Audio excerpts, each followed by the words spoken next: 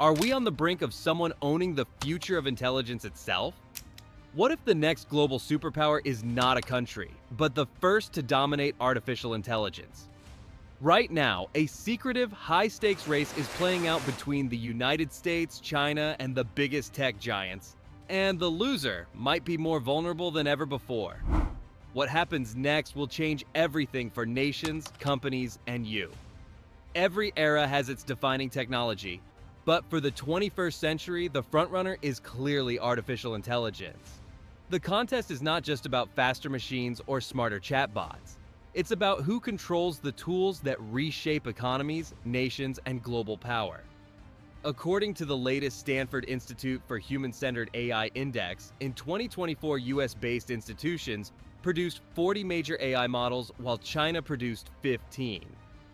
That means the US still advances faster in sheer model count, but China is closing the gap in quality and quantity, meaning the race is tighter than most realize.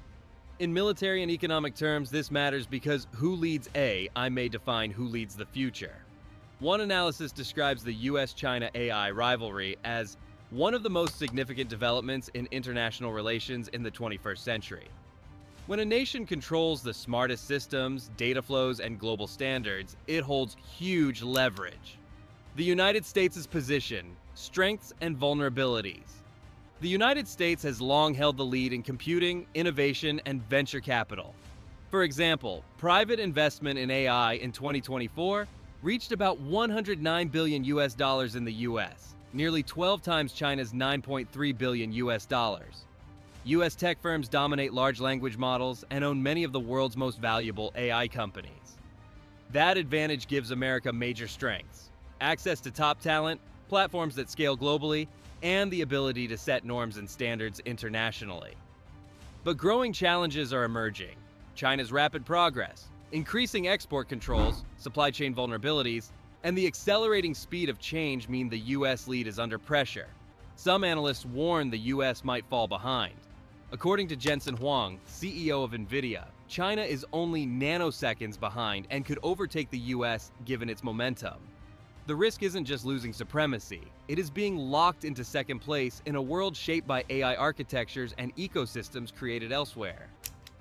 This contest includes the giants of big tech too, firms with massive resources, global reach, and the ability to influence how AI is built, used, and regulated. They are the power brokers behind the scenes, shaping the rules as much as the tech. So when you ask who will own the future, the answer is not just governments. It's companies, alliances, standards, and the unseen rules they write. China's strategy: catch up and leapfrog. China has adopted a bold, integrated strategy to catch up in AI, big investments, close alignment between government, industry, and academia, plus a massive domestic market all point to a targeted long-term push. For example, China's AI capital expenditure in 2025 is projected at around $98 billion, a 48% increase from 2024. Research shows China leads in scientific publications and patents in many AI subfields, even as the US remains ahead in some flagship model projects. Moreover, China is strongly focused on allied supply chains, chip independence, and shaping international AI governance to its advantage. One report notes that China's AI governance action plan signals a systematic effort to reshape international norms and institutions in China's favor. In this way, China is not just trying to catch up, it is aiming to set the rules while doing so. For every US-based big tech firm pushing global cloud and AI tools, China is building domestic giants, open ecosystems, and a parallel world of influence. The scale and ambition are shocking when you realize how fast the gap is closing. Big tech's role: hidden power brokers. While the race is often framed as US versus China, the real power lies in the private sector, particularly the giant tech firms that build the infrastructure, data centers, and models behind the scenes. Firms like Google, Microsoft, OpenAI, and Chinese counterparts are not just developing AI. They are shaping the global architecture for others to follow. These companies decide whose data matters, which models get deployed, which regions get access, and how regulation is approached. They also influence standard setting, ecosystem lock-ins, and the dominance of platforms. The "who owns the future" question therefore extends beyond nations. If a firm can bind users, developers, and governments into its stack, that firm effectively becomes a gatekeeper for the future. For example, export restrictions on chips from the US to China have triggered responses in China designed to accelerate its domestic supply chain. In other words, big tech is both a competitor and a tool in the geopolitical game. Its actions affect countries, and countries leverage firms. Supply chains, chips, and data. The critical infrastructure. Control of AI is not only about algorithms, it is about the invisible infrastructure. Chips, data centers, talent, raw data, and global standards. The US and its allies have sought to maintain dominance in advanced semiconductors. China has responded by striving for self-sufficiency. If you think of AI like an arms race, chips are the artillery, data is the ammo, and models are the strategy. China's push to build domestic chip capacity, secure data flows within its borders, and integrate AI into its economy is a full-scale mobilization. Meanwhile, the US is imposing controls on chip exports to China while insisting on safe and ethical AI.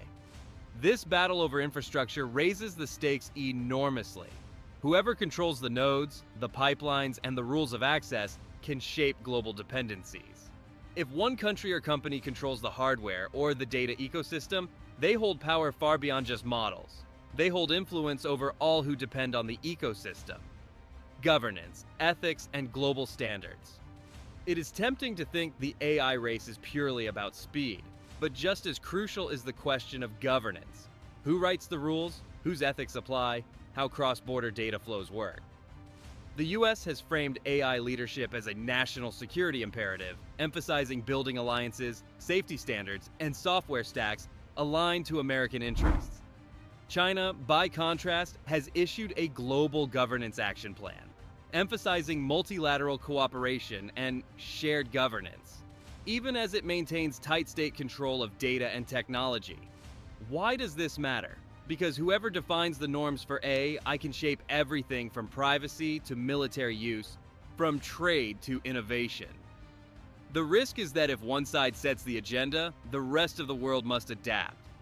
Some analysts warn that the US and China are engaged not just in a technology race, but a struggle to shape the systems by which AI is regulated, accessed, and used. Thus, the question, who will own the future, extends beyond first-mover advantage.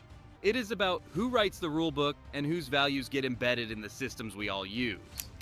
The hidden dangers of the race. A dramatic race always carries risks, and the AI race is no exception. When nations or firms race to deploy AI, quickly they may skip crucial safety, ethical, or governance checkpoints. An academic essay warns that the belief deregulation will deliver security through dominance is flawed, since performance gaps fade quickly and sacrificing safety for speed leads to collective vulnerability.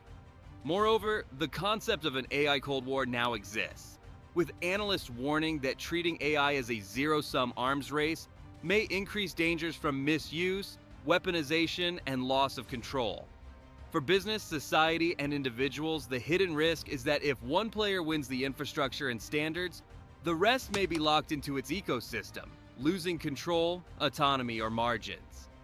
In short, while the promise of AI is enormous, the race to dominate can create scenarios where the future is shaped by one side, one interpretation of ethics, one network of dependencies, and that matters for you, your country, and your children.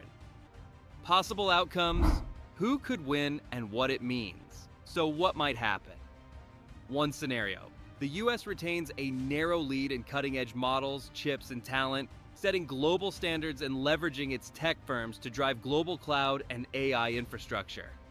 Another, China overtakes in volume, applications, speed of deployment, and regional influence, claiming leadership through scale and ecosystem instead of pure model count. A third, big tech firms, whether American or Chinese, emerge as dominant global platforms, eclipsing national control and reshaping power dynamics. What would each mean for you?